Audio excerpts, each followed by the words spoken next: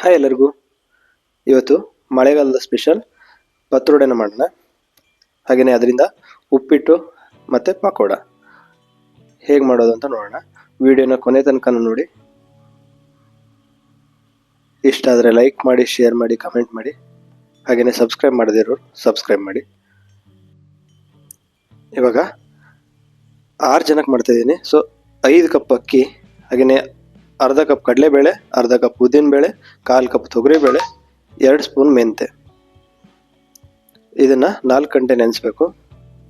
ಇವಾಗ ಹಿಟ್ಟನ್ನು ರುಬ್ಕೊಳ್ಳೋ ಟೈಮಲ್ಲಿ ಒಂದು 15ರಿಂದ 20 ಒಣಮೆಣಸು, ಇಂಗು ಸ್ವಲ್ಪ, ಕೊತ್ತಂಬರಿ ಒಂದು 3 ಸ್ಪೂನು, ಜೀರಿಗೆ 2 ಸ್ಪೂನು, ಹುಣಸೆಹಣ್ಣು 2 ನಿಂಬು ಗಾತ್ರದ್ದು.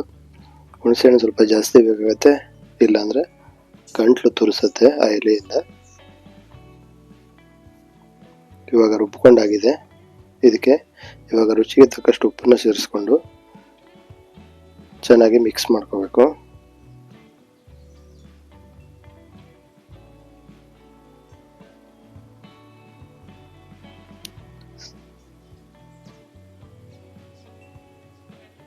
ಇವಾಗ ಒಂದು ಸ್ವಲ್ಪ ಕೆಸುವಿನ ಎಲೆನ ಕಟ್ ಮಾಡಿ ಅದಕ್ಕೆ ಮಿಕ್ಸ್ ಮಾಡ್ಕೊಳ್ತಾ ಇದ್ದೀನಿ.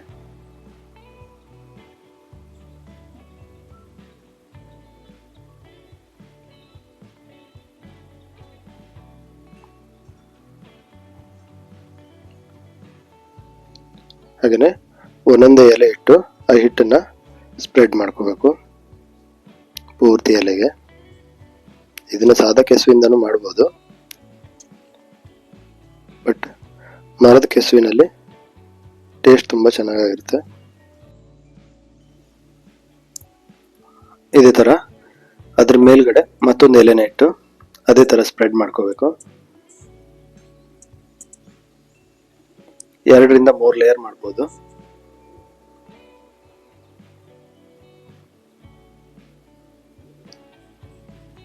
ತುಂಬ ಚೆನ್ನಾಗಿರುತ್ತೆ.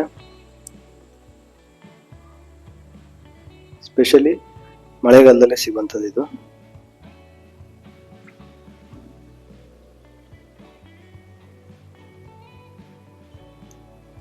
ಹಿಟ್ಟನ್ನು ಎಲ್ಲ ಕಡೆ ಹಚ್ಕೊಂಡಾದ್ಮೇಲೆ ಇವಾಗ ರೋಲ್ ಮಾಡ್ಬೇಕು ಅದನ್ನ.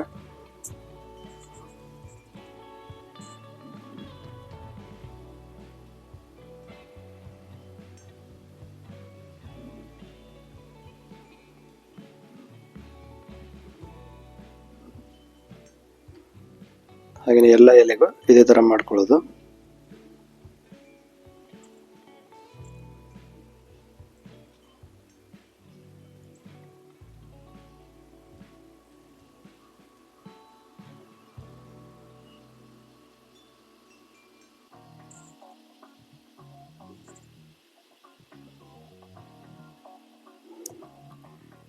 ಪ್ರೊಸೀಜರ್ ಸ್ವಲ್ಪ ಜಾಸ್ತಿ, ಆದರೆ ಟೇಸ್ಟು ಅಷ್ಟೇ ಜಾಸ್ತಿನೇ ಇರುತ್ತೆ.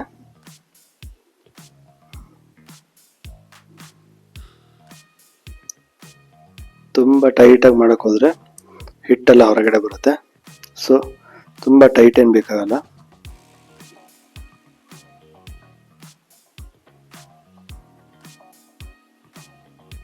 ನೋಡಿ, ಈ ಥರ ಇಡ್ಲಿ ಬೇಯಿಸೋ ಪಾತ್ರೆಯಲ್ಲಿ 2 ಎಲೆನ ಕೆಳಗಡೆ ಹಾಕಿ ಅದ್ರ ಮೇಲ್ಗಡೆ ಇದನ್ನಿಟ್ಟು ಬೇಯಿಸ್ಕೊಂಡ್ರೆ ಪತ್ರೊಡೆ ರೆಡಿ ಆಗುತ್ತೆ. ಇವಾಗ ಅದನ್ನ ಈ ತರ ಸಣ್ಣದಾಗಿ ಹುಡಿ ಮಾಡ್ಕೊಳ್ಬೇಕು.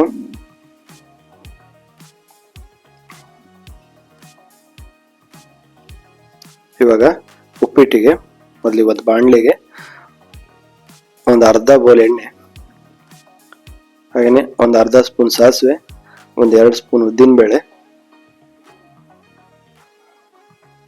ಹಾಗೇನೆ ಕಡಲೆಬೇಳೆ ಒಂದು 2 ಸ್ಪೂನು,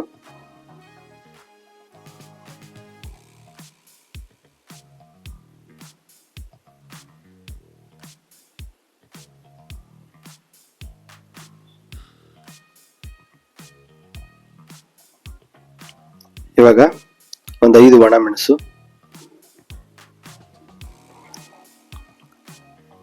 ಚೆನ್ನಾಗಿ ಫ್ರೈ ಮಾಡ್ಕೋಬೇಕು.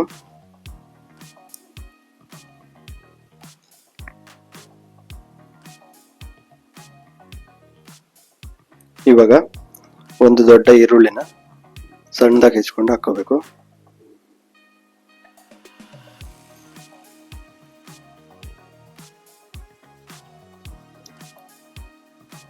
ಫ್ರೈ ಆಗ್ತಾ ಇದ್ದಾಗಿನೇ ಇವಾಗ ಕಟ್ ಮಾಡ್ಕೊಂಡಿರೋ ಪತ್ರೊಡೆನ ಅದಕ್ಕೆ ಸೇರಿಸ್ಕೊಳ್ಳೋದು. ಚಿಕ್ಕ ಚಿಕ್ಕದಾಗಿ ಕಟ್ ಮಾಡ್ಕೊಳ್ಳೋದು.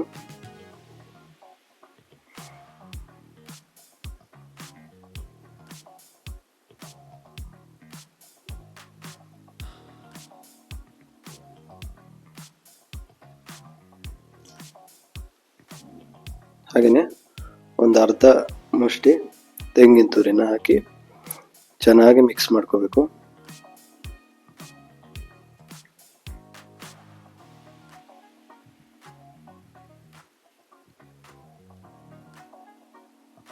ಉಪ್ಪು ಒಂದು ಸ್ವಲ್ಪ ಕಡಿಮೆ ಅನಿಸ್ತು ಅಂತಾದರೆ ಸ್ವಲ್ಪ ಉಪ್ಪನ್ನ ಹಾಕ್ಕೊಂಡು ಮಿಕ್ಸ್ ಮಾಡ್ಕೊಳ್ಳಿ. ತುಂಬ ಟೇಸ್ಟಾಗಿರುತ್ತೆ ಉಪ್ಪಿಟ್ಟು. ಒಂದ್ಸರಿ ಟ್ರೈ ಮಾಡಿ. ಹಾಗೆಯೇ ಹೇಗಿತ್ತು ಅಂತ ಕಮೆಂಟ್ ಮಾಡೋದು ಮಾತ್ರ ಮರಿಬೇಡಿ.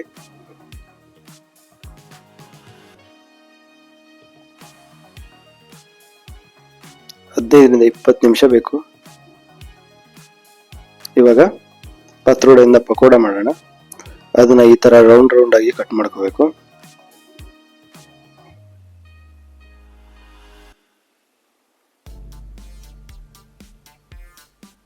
ಇದನ್ನ ಇವಾಗ ಡೀಪ್ ಫ್ರೈ ಮಾಡ್ಕೊಂಡ್ರೆ ಆಯ್ತು.